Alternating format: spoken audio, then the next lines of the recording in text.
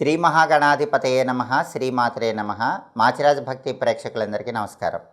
ఈనాటి దినఫలం కార్యక్రమంలో ముందుగా నేటి పంచాంగ వివరాలు పరిశీలిద్దాం.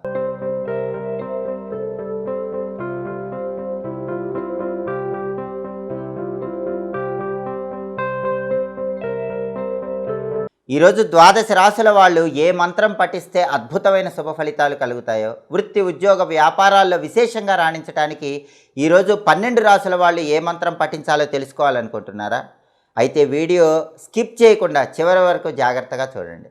ఆగస్టు 7 బుధవారం దినఫలాన్ని పరిశీలిస్తే తదియ తిథి రాత్రి 10 గంటల 6 నిమిషాల వరకు ఉంది. ఆ తర్వాత చవితి తిథి వచ్చింది. పుబ్బా నక్షత్రం రాత్రి 8 గంటల 29 నిమిషాల వరకు ఉంది. బుధవారం పుబ్బా నక్షత్రంతో కలిసి వస్తే స్థిరయోగం ఉంటుంది. ఈ స్థిరయోగం మిశ్రమ ఫలితాలను కలిగింపజేస్తుంది. అంటే కొంత అనుకూల ఫలితాలు, కొంత ప్రతికూల ఫలితాలను కలిగింపజేస్తుంది. కేవలం అనుకూల ఫలితాలు పొందటానికి, ప్రతికూల ఫలితాలు తగ్గింపజేసుకోవటానికి కొద్దిగా ధనియాలు నోట్లో వేసుకొని కార్యనిమిత్తమై బయటికి వెళ్ళండి. అప్పుడు ఎలాంటి ఇబ్బందులు ఉండవు, కార్యసిద్ధి ఏర్పడుతుంది. అలాగే రాశిచక్రం చార్ట్లో గ్రహాల స్టేటస్ తీసుకుంటే బుధవారానికి అధిపతి అయిన బుధుడు సింహరాశిలో, రవింట్లో మిత్రక్షేత్రంలో ఉన్నాడు. కాబట్టి విద్యారంగం, ఉద్యోగ రంగం, వ్యాపార రంగం ఈ 3 రంగాల్లో ఉన్నవాళ్ళు ముఖ్యమైన నిర్ణయాలు తీసుకోవటానికి ఈరోజు బలం బాగుంది. అలాగే పుబ్బా నక్షత్రానికి అధిపతి అయిన శుక్రుడు సింహరాశిలో శత్రువింట్లో ఉన్నాడు. కాబట్టి భార్యాభర్తలు మాట్లాడుకునేటప్పుడు జాగ్రత్తగా మాట్లాడుకోవాలి, లేకపోతే చిన్న చిన్న విభేదాభిప్రాయాలు కలిగే అవకాశం ఉంటుంది. అలాగే కళారంగంలో కూడా కొంత ప్రతికూల పరిస్థితులు కనిపిస్తూ ఉంటాయి. అదేవిధంగా నక్షత్ర బలాన్ని బట్టి కొన్ని ముఖ్యమైన పనులు చేసుకోవచ్చు. ప్రధానంగా పుబ్బా నక్షత్రం ఉంది కాబట్టి పుబ్బా నక్షత్ర బలాన్ని బట్టి మంత్ర విద్యలు గురువుల దగ్గర నేర్చుకోవటానికి పుబ్బా నక్షత్రం అనుకూలిస్తుంది. అలాగే బోరింగ్ పనులకు పుబ్బా నక్షత్రం చాలా మంచిది. ఎవరైనా బోరింగ్ వేయించుకోవాలంటే వేయించుకోవచ్చు. అలాగే వ్యవసాయదారులు పైర్లకు పురుగు మందులు వేయటానికి కూడా పుబ్బా నక్షత్రం చాలా మంచిది. అన్నప్రాసన కార్యక్రమానికి అనుకూలం. గర్భాధానం కార్యక్రమం నిర్వహించడానికి పుబ్బా నక్షత్రం అనుకూలిస్తుంది. గ్రహదోషాలు ఉన్నవాళ్ళు ఆ గ్రహదోష తీవ్రతను తగ్గింపజేసుకోవటానికి మొక్కలు నాటడానికి పుబ్బా నక్షత్రం అనుకూలిస్తుంది. అలాగే అనారోగ్యాలు ఉన్నవాళ్ళు ఈ అనారోగ్యాలు పోగొట్టుకోవటానికి చేసే ప్రత్యేకమైన దానాలకు పుబ్బా నక్షత్రం మంచిది. అలాగే శత్రువుల మీద విజయం సాధించడానికి చేసే అన్ని ప్రయత్నాలకు పుబ్బా నక్షత్ర బలం విశేషంగా సహకరిస్తుంది. అంతేకాకుండా సీమంతం కార్యక్రమం నిర్వహించడానికి కూడా పుబ్బా నక్షత్రం అనుకూలిస్తుంది. నక్షత్ర బలాన్ని బట్టి ఈ ముఖ్యమైన పనులన్నీ చేసుకోవచ్చు. అలాగే ఈనాటి దినఫలం కార్యక్రమంలో ద్వాదశ రాశుల వాళ్ళ రాశి ఫలితాలు ఏ విధంగా ఉన్నాయో ఇప్పుడు మనం పరిశీలిద్దాం. ముందుగా మేషరాశి. మేషరాశి వాళ్ళకి ఈరోజు ప్రధానంగా మాతృ సౌఖ్యం ఉంటుంది. అంటే తల్లిగారికి సంబంధించిన వ్యవహారాలన్నింటిలో కూడా సానుకూల ఫలితాలు కనిపిస్తూ ఉంటాయి. తల్లి తరపు బంధువులతో ఉన్న విభేదాలు తొలగిపోతాయి. తల్లివైపు ఆస్తిపాస్తుల కోసం చేసే ప్రయత్నాలు అనుకూలిస్తాయి. అలాగే ప్రతి పనిలో కూడా మంచి పురోభివృద్ధిని సాధించడానికి చేసే ప్రయత్నాలు చక్కగా అనుకూలిస్తాయి. కార్యసిద్ధి ఏర్పడుతుంది. తదుపరి వృషభ రాశి. వృషభ రాశి వాళ్ళకి ఈరోజు సంతానపరంగా మంచి సత్ఫలితాలు కనిపిస్తున్నాయి. అంటే మీ పిల్లలు జీవితంలో మంచి పురోభివృద్ధిని సాధించడానికి చేసే ప్రయత్నాలు చక్కగా అనుకూలిస్తాయి. అలాగే సత్సంతాన ప్రాప్తిని సిద్ధింపజేసుకోవడానికి చేసే ప్రయత్నాలు అనుకూలిస్తే పిల్లల వల్ల మాత్రం బాగా మంచి పేరు ప్రతిష్టలు పొందే యోగం ఉంది. అలాగే ప్రతి విషయంలో కూడా మీరు చాలా అద్భుతంగా ఉన్నత స్థాయికి ఎదగటానికి చేసే ప్రయత్నాలు చక్కగా అనుకూలిస్తాయి. తదుపరి మిథున రాశి. మిథున రాశి వాళ్ళకి ఈరోజు పుత్రమిత్ర కళత్రాలతో సౌఖ్యంగా జీవించేటటువంటి యోగం ఉంది. అంటే మిత్రుల వల్ల ప్రయోజనాలు చేకూరుతాయి. జీవిత భాగస్వామి యొక్క సహాయ సహకారాల వల్ల ముఖ్యమైన పనులన్నీ సులభంగా పూర్తి చేసుకోగలుగుతారు. తదుపరి కర్కాటక రాశి. కర్కాటక రాశి వాళ్ళకి శత్రుత్వ భావనలు ఎదుటి వాళ్ళతో ఏర్పడే సూచనలు ఎక్కువగా ఉన్నాయి. కాబట్టి ఎదుటి వాళ్ళతో శత్రుత్వ భావనలు లేకుండా శత్రుత్వ భావనలు పోగొట్టుకునే విధంగా మిత్రత్వ భావనతో మాట్లాడే ప్రయత్నం చేయటం మంచిది.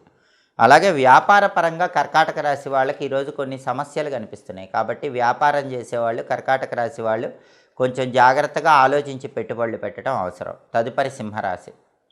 సింహరాశి వాళ్ళకి ఈరోజు ప్రయాణాల పరంగా కొన్ని ఆటంకాలు కలిగే సూచనలు కనిపిస్తున్నాయి. కాబట్టి సింహరాశి వాళ్ళు ఎవరైనా సరే ప్రయాణాలు చేసేటప్పుడు కొంచెం అప్రమత్తంగా వ్యవహరించడం మంచిది.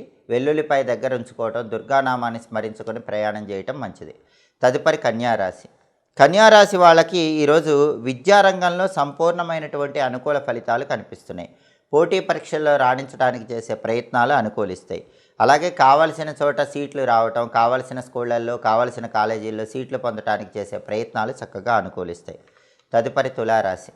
తులారాశి వాళ్ళకి ఈరోజు వృత్తిపరంగా చక్కటి అనుకూల ఫలితాలు ఏర్పడతాయి. ఉద్యోగ రంగంలో కానీ, వ్యాపార రంగంలో కానీ అత్యున్నత స్థాయికి ఎదగటానికి చేసే ప్రయత్నాలు చక్కగా అనుకూలిస్తాయి.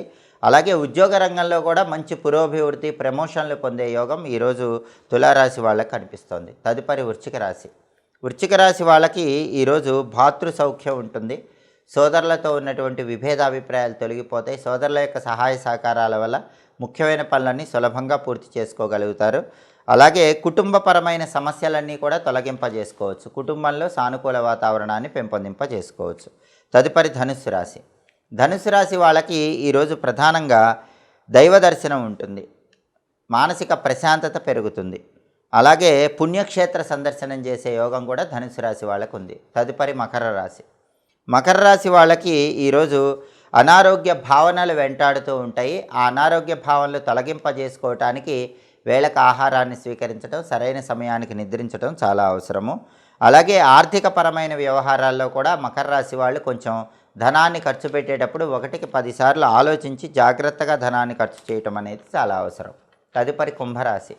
కుంభరాశి వాళ్ళకి ఈరోజు ప్రధానంగా చోర భయం ఉంది. విలువైన వస్తువులు, విలువైన ఆభరణాల భద్రత పట్ల కొంచెం అప్రమత్తంగా వ్యవహరించాలి.